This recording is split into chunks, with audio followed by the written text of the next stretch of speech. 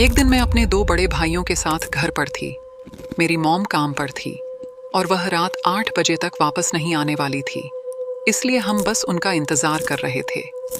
उस वक्त मैं केवल 7 साल की थी और मेरे भाई 13 और 14 साल के थे। वे मेरा बहुत ध्यान रखते थे।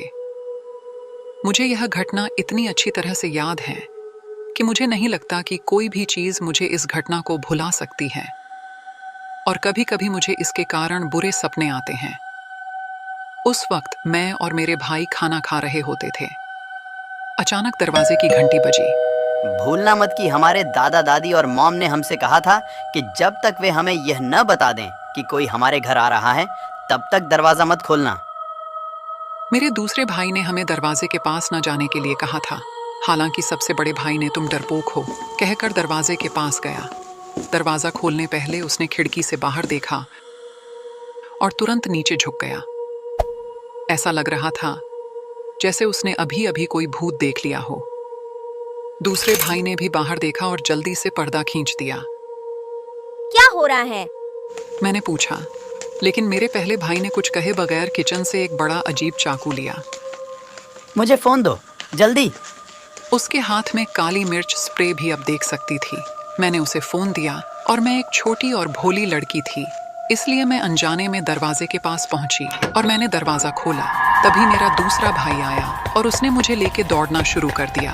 दौड़ते समय उसी वक्त मैंने देखा कि एक गोली ठीक मेरे छोटे से चेहरे के पास से निकल गई। सौभाग्य से वह मुझे नहीं लगी। हम तीनों बेडरूम की ओर भागे। उस पर 2 ताले थे और जैसे ही हमने दरवाजा बंद किया, उस सनकी ने दरवाजा पीटना शुरू कर दिया। मैं जोर जोर से रोने लगी और उसने मुझसे कहा, चिंता मत करो बच्चे, मैं उसे सुलाने में तुम्हारी मदद करना चाहता हूँ। मेरा भाई चिल्लाया, हमारे घर से बाहर निकल जाओ।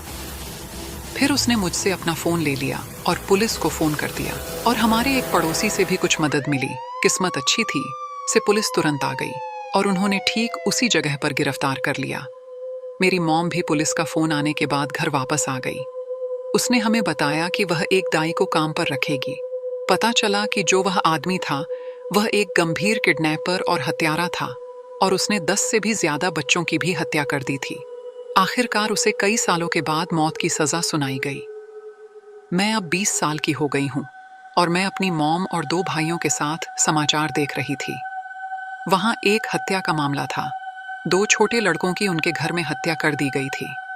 मुझे पता है कि यह मेरे मामले का वही अपराधी नहीं है, लेकिन यह जानकर मेरा दिल दुखता है कि उस तरह के लोग वास्तव में दुनिया में मौजूद हैं। मुझे आशा है कि वे ऐसा भयानक काम करना बंद कर देंगे।